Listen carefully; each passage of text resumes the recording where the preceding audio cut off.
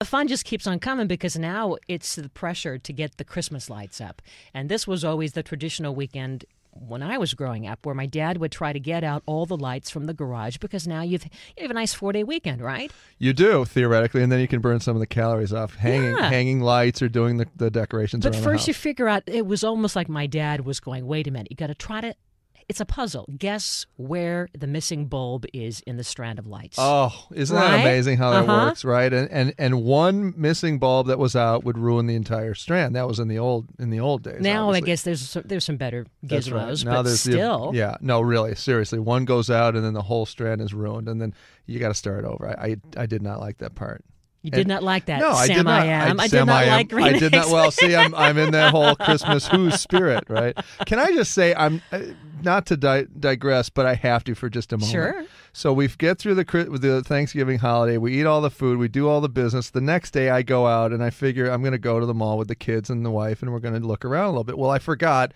It's Black Friday. Black Friday was overwhelming. There was no place to park. People were literally like shoving me out of the way to like dive into the position to get the thing on sale. People get a little aggressive. They get crazy out there. It was insane. But I will say I did find some great value, and I didn't realize it was this much of an event because I've never traditionally gone out on this Black Friday. Did you go out like at midnight or something? I went out about 8:30 at night. Jeez. We just went for an hour and a half or so, got a little ice cream. You're nutty. I'm nutty, but look at do you see you got some great tennis shoes. I got great tennis shoes and a great coat, and it was all, You're a shopping fool. Well, I am. Well, so let's set the stage for Christmas, too, because even though we're savoring the leftover turkeys, and hopefully you've gone to the website to see some of the great recipes that we suggest and things you can do, like, well, Eric's great club sandwich with the turkey. Triple decker with down-home bacon goodness. Yeah, and the turkey tetrazzini. Yep. But how do you first get organized with the lights that are in the garage? What have you done last year to make sure you can find them this year? Well, the first thing that you have to do, I recommend this to everyone, is a system to wind the lights up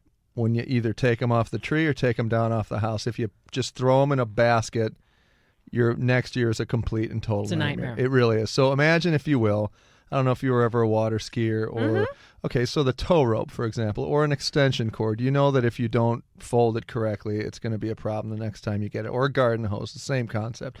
So what I did is I took a piece of cardboard about 12 inches long and literally just wound each individual strand around an individual cardboard piece. And then those things lay in a box, sandwiched on top of one another.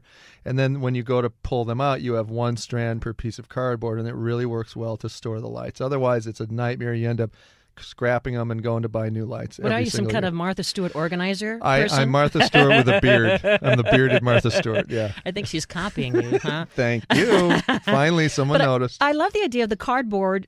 You can make that yourself. It could be or what cardboard. About using like wrapping paper? The wrapping paper. I do know exactly. Those are the devices I used to call my warships. Yeah. Because it makes your voice all of a sudden That's sound correct. Yeah. like you're a baritone. It does a little bit, doesn't it? But yeah, so tell me how have you done it? Well, I mean, it's the same thing. You just wrap it around because now you have this.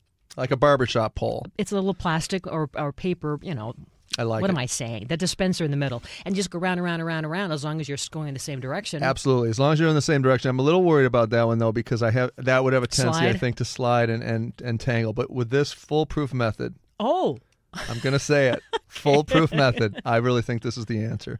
And then you put them in the plastic tubs. You can put it, I use a plastic tub, I put a lid on it, and I store it away, and I actually wrote with a Sharpie, Xmas.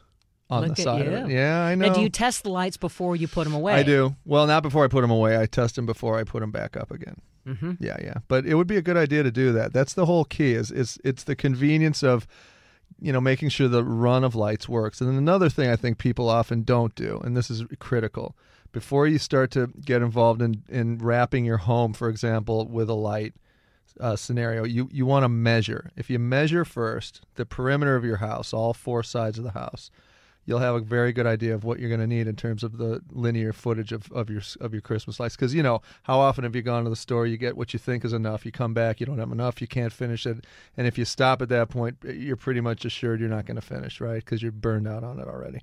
Burned out on it. No pun intended. How long do you think a strand of lights will last. I mean, the life of these lights is not forever. No, to be safe, I'd say 2 to 3 years at best. Yeah, because I remember my dad would keep them for years, and you're wondering, what's going to happen. Yeah, well, like if you're using the old C7 or C9 bulbs, I like the C8.5. Well, I like to see. Well, get out of here! You nut. Yeah, I think that the old C7 or C9s are great, but you do have to obviously manually switch them out if they're not working for you. And they're a lot brighter. It's a larger look. I mean, let's get into the aesthetics of the whole thing. Are you the kind of a person that does, the little twinkly scenario, or do you do the old-fashioned big lights? It kind of comes and goes, don't you think? It's like fashion. It's like anything. How you decorate the outside of your home. It's gone from the multicolored jumbo lights, right, to then a single color like all red, all green, all blue, or whatever, to then more recently, like within the past 5-8 years, the smaller white or clear lights, to then people would get the strands of, well, they look really natural in California, the icicles. You've seen that look, right? It's for a reason. And then the twinkling, and then, of course, the LED. I guess I like the white. I do, too. I love the white. I like the white, and they seem to be less obtrusive on the house during the day, obviously, which I think is always a bonus, because, I don't know, when it gets a little too gaudy with the large light bulbs and they're multicolored, it starts to look a bit like a fun house. It takes sort of the... and it's all personal style. You mean even when they're not lit, you just walk up to the house, and you can see exactly. That's what I like about the white ones or the icicles. I think they look great. Also, when it comes to design style, what if you have a Victorian house? I mean, nothing is over the top when it comes to Victorian. You can pretty much go every little place on every part of the bric-a-brac and all the little trim features. And then the other thing is, the simplicity of just going around the roof line is always a nice look. If it's a like a prairie style home or something, a ranch style, that kind of a 1-story situation. I think those look nice when it's just around the top gutter area, kind of simple and understated. There's all sorts of scenarios you can imagine. What are you thinking for your house? We know that safety is, I think, first and foremost. Safety in getting it up the right way. In terms of how you apply them, you'd never want to put a nail through the darn light string. Some people have done that, right? Or staple gun it, to your rooftop. So when we take a quick break, we're going to come back and talk about some of the safety features, but also how do you look glamorous and how do you have your home look like it belongs into the neighborhood? Because I think that some areas, they go and go, oh, well, they're the Stromers again with that kind of light setup, right? Yeah. It ends up looking very Chevy Chase if you kind of go over the top. But sometimes it's done so well and so beautiful that you can't help but be influenced by it, and why not give it a shot if you've got enough circuits in the home and enough money to buy the appropriate amount of lights to actually see it from the moon. Then, go for it. And, of course, the great timer, and you want to have a great ladder. So much and all to talk that about. Stuff. You bet. All right, so when we come back, we're going to help you basically set up your lights like the professionals. In fact, you could even hire a professional to do this, but I don't think you're going to need to when you hear more ideas from Eric and I coming up next. Home Wizards, Cindy Dole, Eric Stromer, we're here to help improve your home and improve your life. Yes, Christmas vacation, shades of that in your house after this. Those blue lights. Have you been to LA Live and seen the lighting of the Christmas tree downtown in Los Angeles? It's amazing. Those lights, by the way, you can buy online, and they're basically a snowfall LED light. And when I say snowfall, they are this animated, magical system so that the light... I'm sorry, what? It kind like of a kitty purring sound. Yeah, no, that was my snowfall pretty sound. Good. Yeah. It also doubles for time warp sound, other sounds. Yeah, but there are that in sounds. that vein was the bluish white lights that are in tubes that basically dance like snowfall. So that could be your blue light. I would vote for having that in your trees. See, I would even go to blue light, maybe even over white. Or clear. I think that's a great look. And but it isn't like your regular blue. This isn't royal blue like your tennies. This is almost like Avatar. It's Avatar blue. I'm going out on a limb. No, Avatar blue. Or ice blue. Ice blue. Yeah.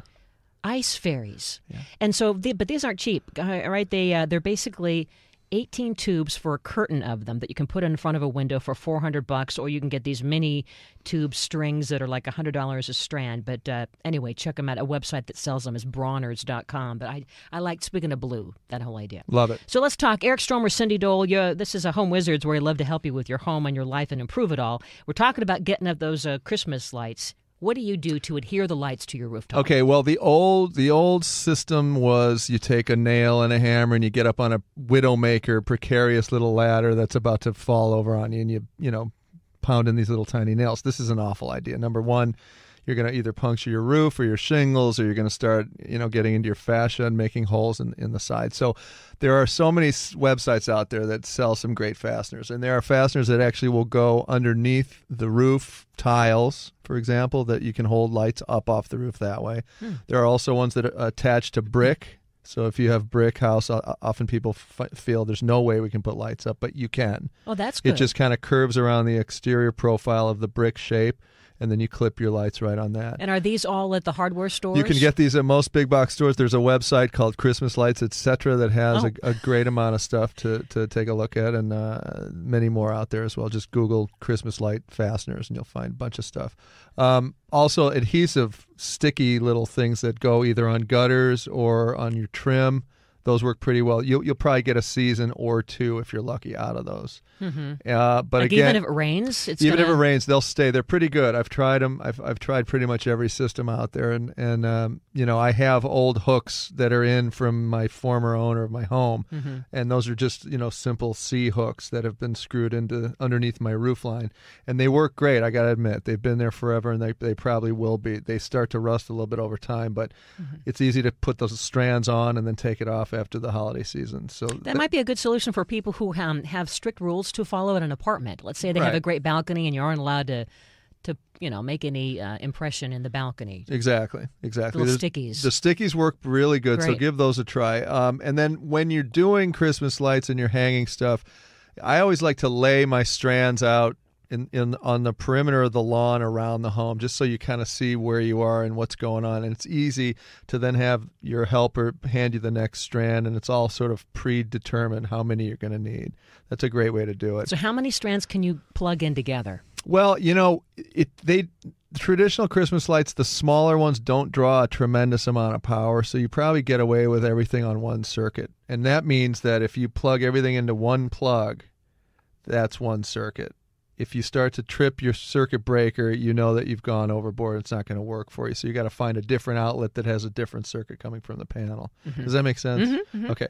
So if it's that single strand of lighting that's just a white light or a small LED kind of a light, it's not going to draw much power. If it's the old C7 or C9 bulbs, yes, you're going to draw a lot more power, and you may have to plug in a couple of different locations. Exactly. And then keep in mind, too, if you don't have an exterior outlet, you're going to have to run an extension cord either out of a window, which is kind of a horrible idea because you can't close your window, especially in colder climate areas for folks up in the mountain areas. Well, that's where your in-laws sleep. That's it. Yeah, you're going to get in that room because it's cold. Yeah. And you're going to like it. And you're going to like it, and then you're going to go home too soon. So, if you don't have power on the outside of the house, so think about maybe running it underneath a garage door. That might be a good idea, and then tape it to the cement with duct tape and get it around the house so it's out of sight, out of mind. But you definitely want to have a large enough extension cord. So a good way to understand about extension cords is if it's a small gauge like a lamp cord, it's probably not adequate. It's not an exterior rated cord. It needs to be a little bit thicker. Generally, they're green for the outdoor. Oh, they've got to be green because the green's going to blend in. Yeah, you don't want like an orange work cord. No, that's crazy. That's ridiculous. Yeah, or yellow. No. Keep in mind, I've had yellow and orange because I'm a contractor, and that's all I have. And I have had those at Christmas, and it looks awful. So don't do it. I think they even have brown outdoor. Yeah, extension. brown would be a little better. Yeah, brown or green, just kind of blend in with the.